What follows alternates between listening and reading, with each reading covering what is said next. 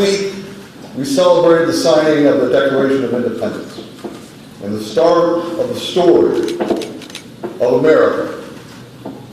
A story that was based on the promise and the ideal of equality and representative democracy. A promise that was never kept on its first day.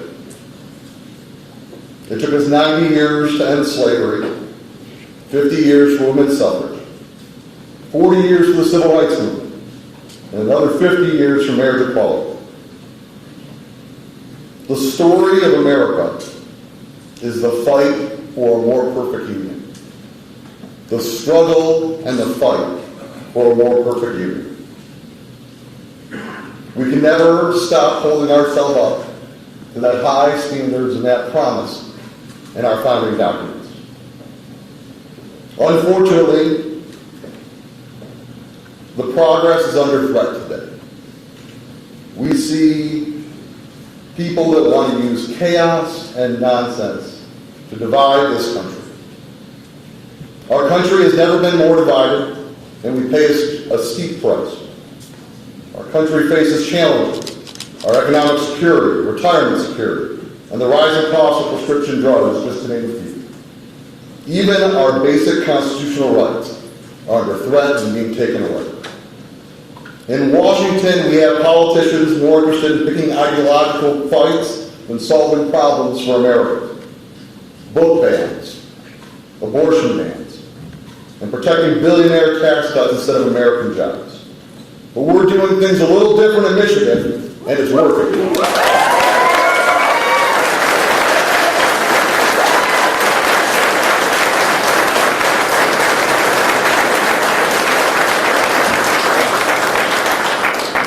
Michiganders have always been swing voters, but consistently willing to work and come together to solve problems and realize our shared goals. I am proud to have worked with Governor Whitmer and the legislative majorities, and many of the legislators are in this room, to build a bipartisan coalition to get things done for Michigan.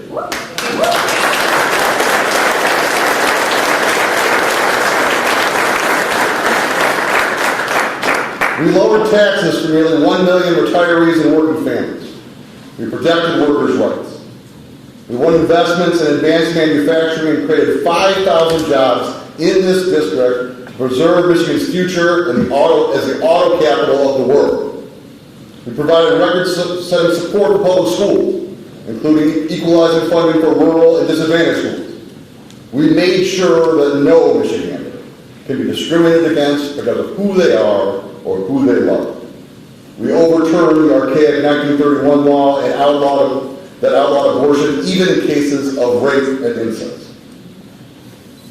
And in a very personal note, we took on the NRA and we got real gun safety here in Michigan.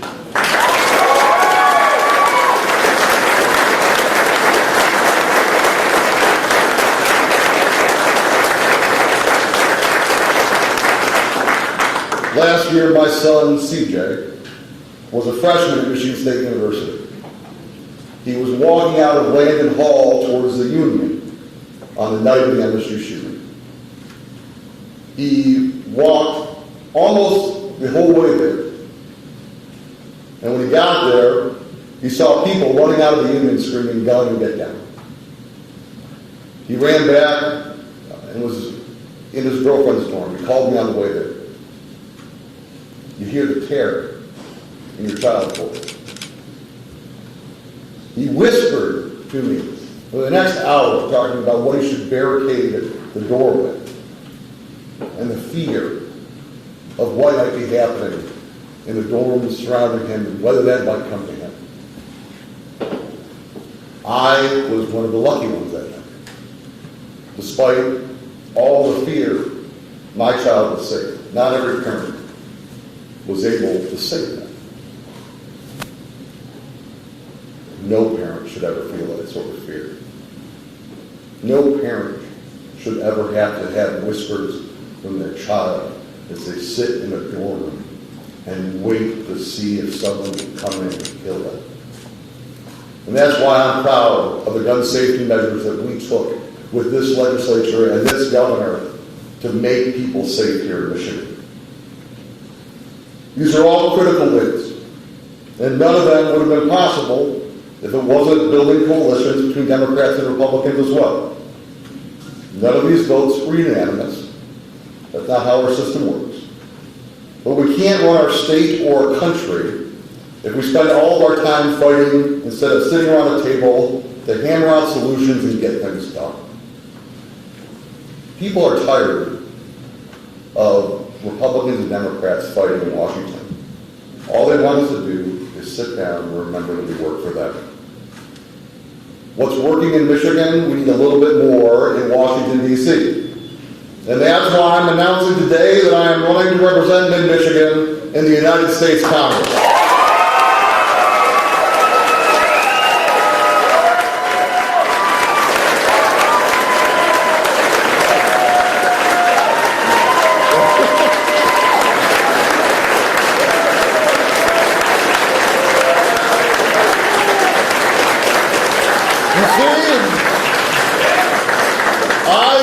Believing in the virtue of public service and the genius of democracy as a means of solving problems.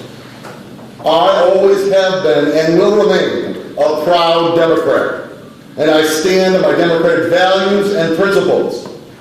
But I also believe that we're not going to get very far as a state or country if we can't work with each other and figure out what's best for everyone. It's what I've done my whole life. In my time in public service, I've worked with Democrats and Republicans in Lincoln County and in the state legislature. I worked to expand access to affordable health care and lower the cost of prescription drugs, preserve mid-Michigan farmland, take on big banks when they defrauded innocent homeowners and save people's homes. When I got to the legislature, I talked to families that were public servants. They were firefighters. They ran into buildings when everybody else was running in. And because of the chemicals that they actually experienced, they are much more likely to get cancer. What we saw was a legislature and a governor, former governor, that had made a promise to take care of those firefighters, but had failed to keep that promise. So we went to work. We rolled up our sleeves. We brought hundreds of firefighters to the Capitol.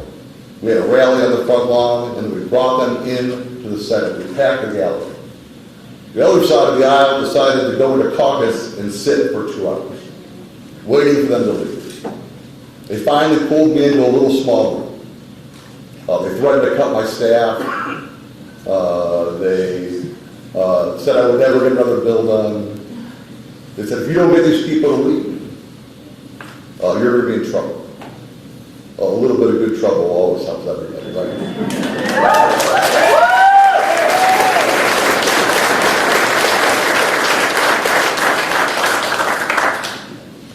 So we told them no.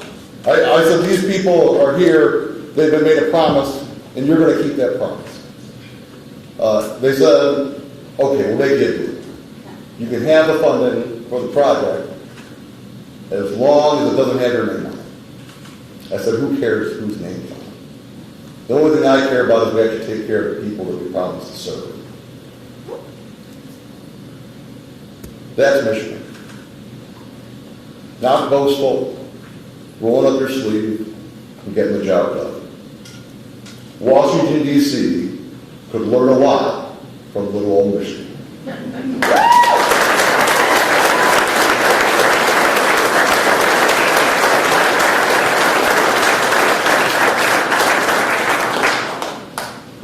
When I look at where we are as a country, I see big challenges.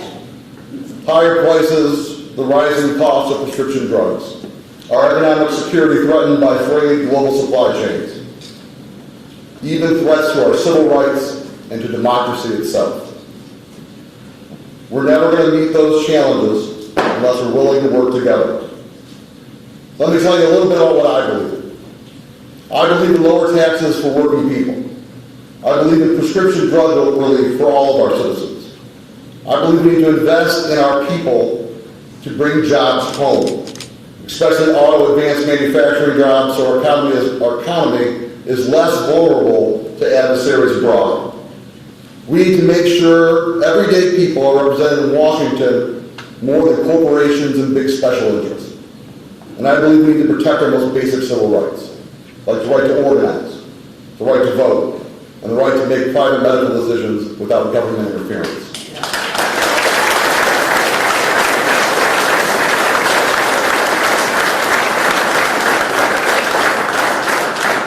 The Michigan model is an example of what we need to do in Washington, and I believe that we will.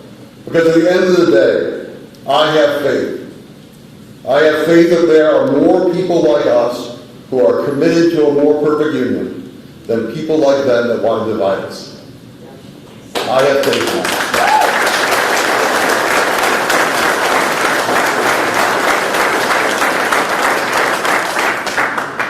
But I'm going to need your help. I can promise you that I will work every day. I will put my blood, sweat, and tears into this campaign. And I'll put my blood, sweat, and tears into you as well by serving you in Congress. But I'm going to need your blood, sweat, and tears for the next few months. Well, the next more than a few months, a year.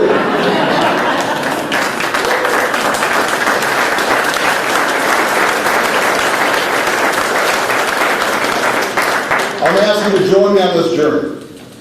We're going to need your shoe leather. You can go to hertelformichigan.com right now and make a donation. We're going to have lots of events. We're going to have lots of opportunities. If you have somebody that has a problem, we want to know, we want to help solve it. What I'm asking for is your help and support, and I promise I'll have your back every single day. Thank you very much.